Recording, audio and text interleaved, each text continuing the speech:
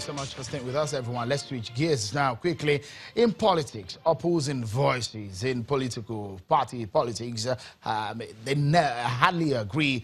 Dissenting voices often comes when the ruling party brings up a policy.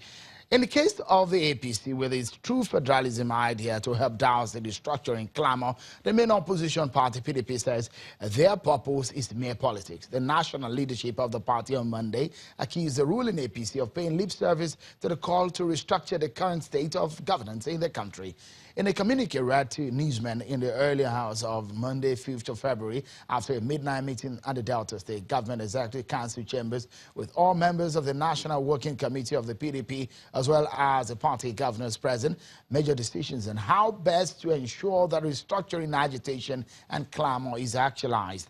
The communique signed by the national chairman of the party, Uche Secondus, and chairman of PDP Governors Forum, Adele Fauci, also condemned an alleged negligence on the part of the presidency over the farmers' herdsmen killings in Benue State and other parts of the country. The party also stated in clear terms its position as regards the withdrawal of $1 billion from the excess crude account by the federal government. Let my guest weigh in on these issues. Dr. Wesley Dawson in our Abuja studio, Senator Adeshaye Ogunlewe, a former works minister and a former senator, talking to us on the program tonight. Let me quickly ask you, Dr. Wesley Dawson, who is in our Abuja studio, if the PDP says the true federalism idea of the APC is just politics and paying lip service, is the PDP saying the truth, or is the APC on the right track? Are they telling Nigerians the truth?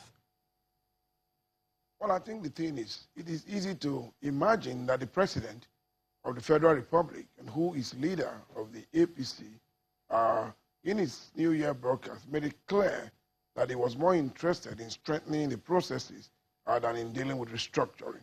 And then a couple of weeks after that, the party comes up with a report that they were also going to adopt restructuring. The question you will then ask is, who is leading who?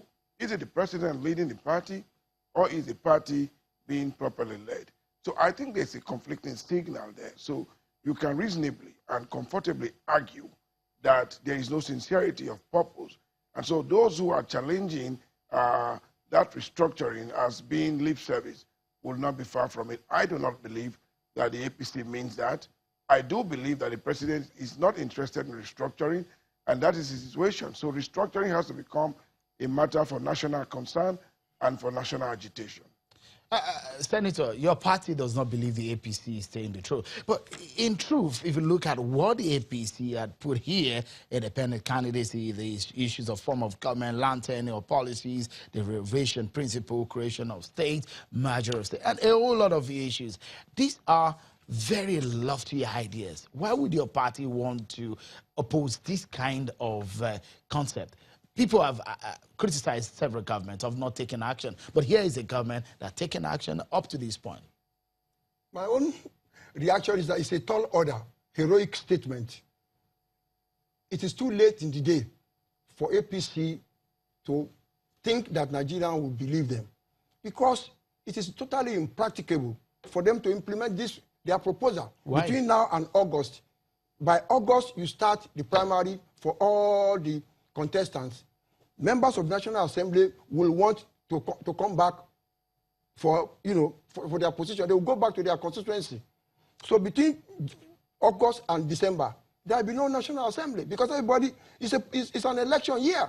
Why do you put this very important proposal into the forefront of Nigerian political landscape and think that Nigerians will believe you? It is a horse. What if the party disappoints your party, the APC disappoint the PDP by implementing this? It is a horse, a sort of April Fool. Really? Yes.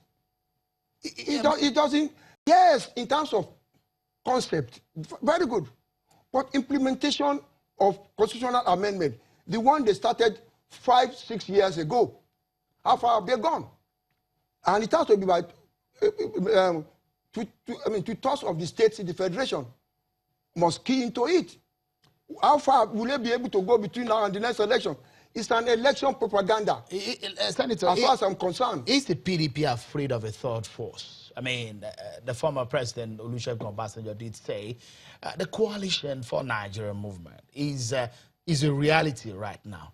Can your party stand in the face of this kind of movement? It has ever been. The total number of members of either of this political party, we are not up to 5% of the voters.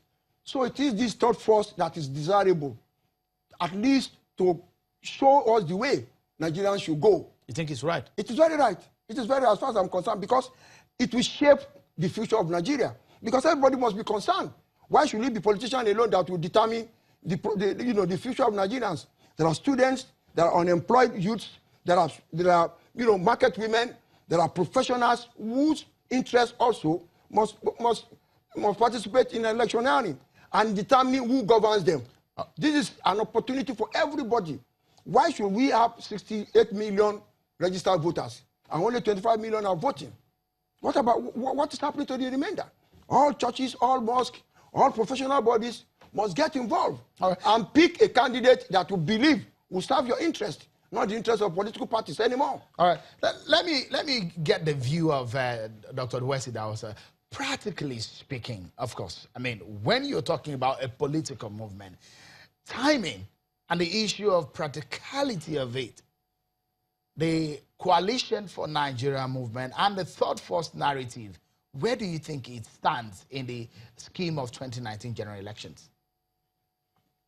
Well, I think it's coming pretty late. First of all, you know that you cannot present your candidate unless you are presenting it on the platform of a registered political party.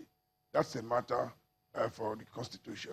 Then the second point is, between now and August, you might not be able, as a third force, to establish your presence within the grassroots. You have to realize that the quantum of social media audience and enlightened audience who even know about this third force probably will be insignificant to the total voting strength in the country. So again, I think that the third force can only operate by aligning with one of the major political parties and implementing through those parties his vision for Nigeria. And that would be the only way to collaborate and bring into fruition this burning idea to get things going in the right direction. Yeah, just in 30 seconds, Dr. Wesley Dawson, in 30 seconds. Yeah. Former President Olusegun Obasanjo has dismissed the APC and the PDP. He says those platforms are not viable for Nigeria in 2019. What do you make of that? Just in 30 seconds. No, well, I don't think that type of judgment is too sweeping. I mean, we have to be practical. Pragmatically, there's no upturn on the existing parties. And I think that you have to either stick with the APC or you probably go with the PDP. That's the way to go. There's nothing else we can do now till after the election. I'll allow Senator to close the program for us in 30 seconds. What do you make of that statement? I mean, you started with former President Obasanjo. It is impracticable. What he said. What he said. You need a structure to win an election. Are they going to form structure at the zonal level, the ward level, the local government level, to be able to determine who wins an election? You think there can be a political revolution? Then they can now influence the voters. They can influence the voters, but it's not to transform to a political movement. No, it's going to be very difficult or too late. But they can determine who wins that election. Definitely they can. So the election will be between PDP and APC as usual? I think so, because the structure exists in those two political parties. Before you can have the structure of those two political parties, you need a lot of time. I must really thank my panel tonight, Dr. Wesley Dawson, policy and governance expert and a former member of the House of Representatives, and also a former Minister of Works and a former senator, interesting, served in the legislature and the executive, Senator Adeshe Ogunlewe. Many thanks, gentlemen, for your time on the program tonight. Thank you, everyone, for staying with us. There have been loads and loads of comments from you, but we'll take them some other time. I'm sure Akimbale. Bye-bye.